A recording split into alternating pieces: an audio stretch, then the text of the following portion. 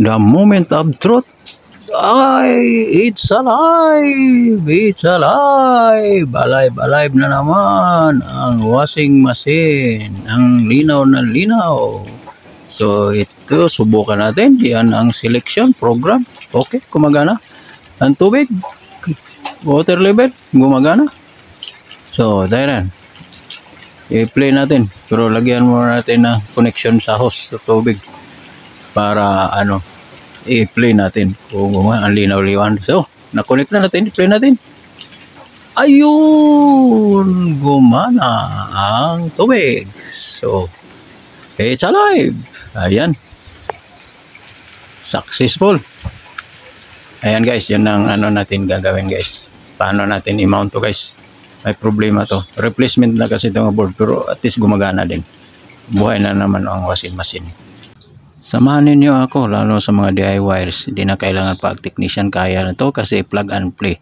So ito ay step by step na pag-ayos natin. Guys, nandito tayo sa aking bro. Nag-ayos kami ng washing machine niya. Wala daw power, kahit anong pindot, okay naman ang outlet niya. So tinicheck na namin yung fuse, okay naman fuse. Pero natin ang board niya, tinitingnan natin, di nakaabot ang kuryente doon sa input niya. So tingnan natin anong problema. So itong fuse guys, okay na to, na-check na namin. So okay ang fuse, pero di pa rin nakaabot doon. Pero ang fuse nga side sa brown nakaabot, pero ang blue wala doon.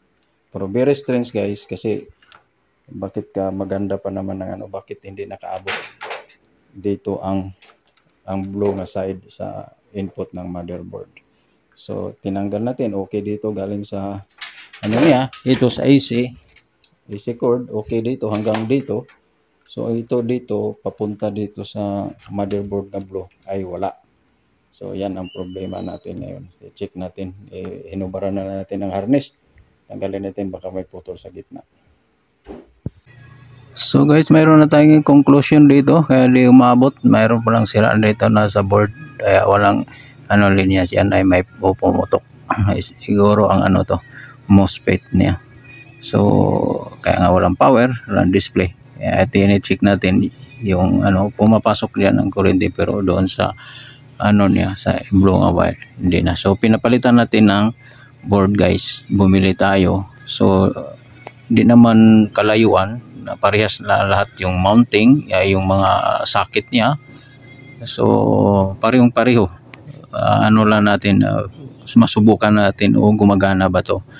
Ayan, double check natin. So okay naman, para parehos naman ang mga lagay socket. Yan. Okay. So hindi lang brown na brown yung original, ayun maputla na, puting-puti yung replacement. So naman, so yan ang natin ngayon, ipang-saksak natin sa socket.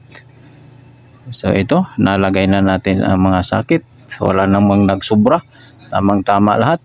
So masubukan na natin ngayon, pwede natin i-on na kasi okay na, na-mount na. Sana, the moment of truth. On. Oh, yun. Na-on siya. Oh, ganda ng So, mamili tayo ng ito ang play, ito ang selection. Oh. Ayan. Tapos ito ang water level.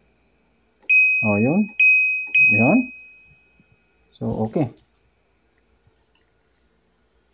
So, gumagana siya. So, lagyan natin ng tubig. Play ko muna. Ito ang play. Ayun, umagas ka agad. Yan o. Ayan. So, okay. Compatible siya. Ma-operate mo. So, ganun pa rin. Talagang malinis na malinis. Malinaw ang na. Ilaw. So, ang problema lang dito, paglagay sa housing, kita naman ninyo na, tumutukod. Hindi ito lapat-lapat. So, may mga ano doon nga ikakat dito. Hindi kasi ito yata ang tumutukod eh. Hindi ito ang tumutukod. So yan na.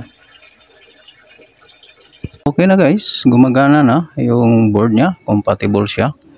So mayroon lang mga konting adjustment dito nabili, yung mounting niya. So okay na to, i-mount natin. So yan guys, sana mayroon kayong nakuha na kalaman dito.